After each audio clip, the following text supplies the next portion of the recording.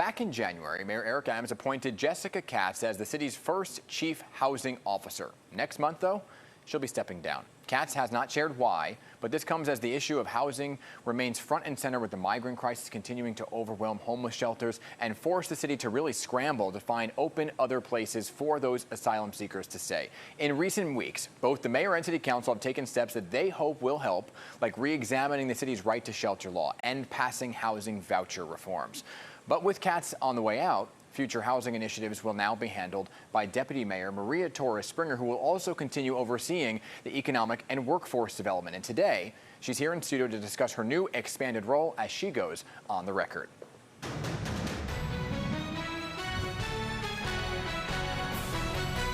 And the Deputy Mayor is joining me now, so good to see you in person. Thank you. Thanks for having me. And congrats on the expanded role here. So you remain the Deputy Mayor for Economic and Workforce Development, but you're adding in this component now of housing, right? So how is this all going to work?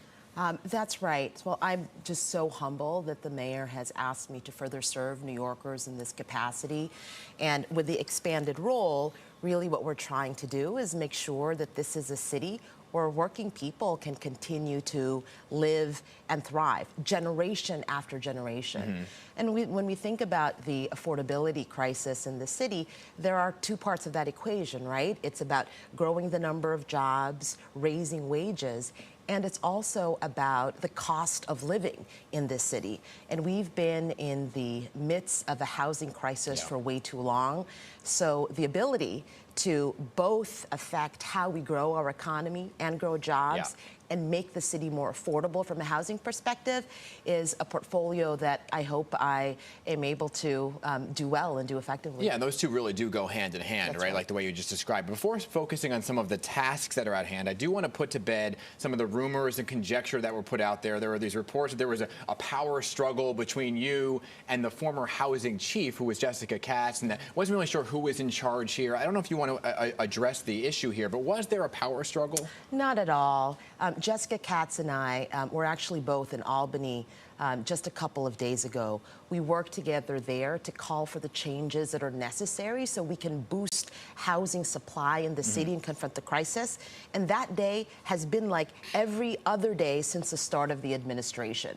The fact is, tackling the housing crisis, it's not the job of just one person. It has been a team effort from day one, and it's going to continue to be that even with this reorganization. All right, so let's focus in on the issue at hand, right, and begin with the topic of homelessness, because I think the homelessness topic and the migrant asylum seekers are kind of going hand in hand right now, especially with this whole idea of the 90-day rule. And for those who don't know, 90-day rule was put in place where people couldn't move into permanent housing until they spent 90 days in a shelter. The city council now changing that. Was City Hall in favor of changing those rules?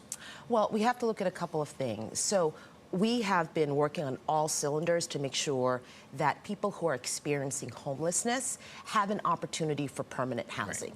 That has been our mission from day one. This particular set of bills from the City Council, they include a number of changes and provisions. The change to the 90-day rule is one that we understand and support. However, the rest of the provisions of the various bills are too expensive and we think won't actually solve the problem. And so we agree with the City Council in terms of the overall goal. We differ on the specific tactics, and we think it's incredibly important that we're acting responsibly in terms of protecting the public fisc, while also making sure that people who are experiencing homelessness in the city have access to permanent housing. So help me understand that then, right? Because it's veto-proof, so it's going to move forward regardless. So you kind of have to work with what you're given? Well, we're in constant communication with the City Council. We're being very honest with them about the challenges that we see. There are a few more steps in this process, so we'll continue to have that conversation while, and I want to be very clear about this, homelessness and housing, they are two sides of the same challenge.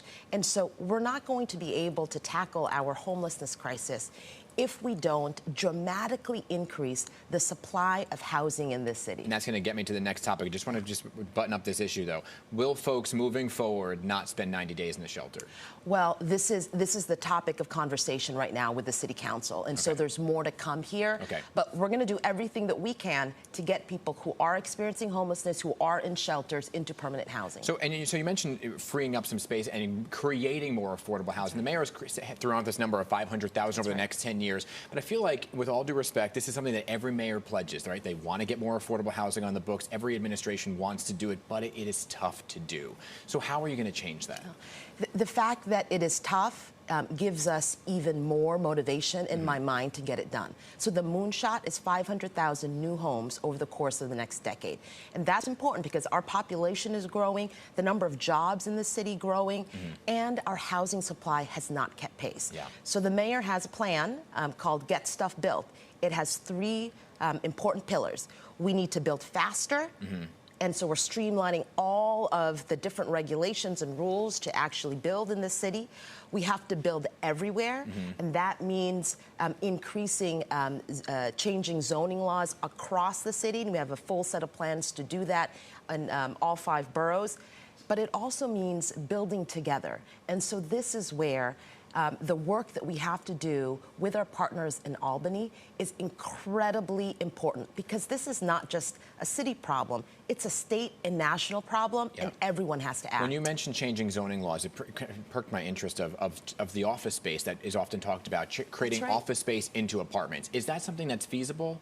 It absolutely is. In a timely manner? Yes, but we need the help of Albany. Okay. So our work in Albany right now, we have some common sense. We believe straightforward measures which will unlock a lot more housing. It includes converting unused and obsolete office space into homes. So we need the state to streamline that process for us.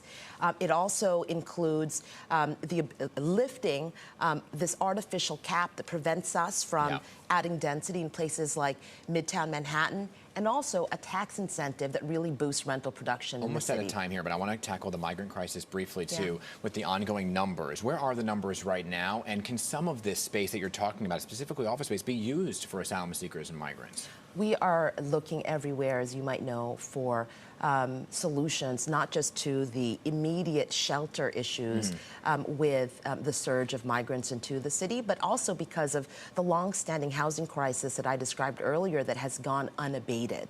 And so the numbers at this very moment, they are large, they are dramatic. More than 70,000 migrants have come into the city. Right now, about 45,000 are under our care.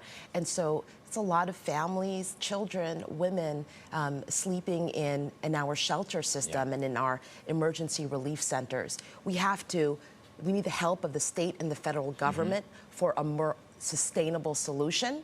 And at the very root of it is still the housing crisis that we have to tackle. All right, we're out of time here because I want to tackle more on this and NYCHA, but we're out of time. So will you come back soon? Absolutely. Good to chat with you, Deputy Mayor. Always good to chat with you. And I would like to keep this conversation going, okay? Thank you.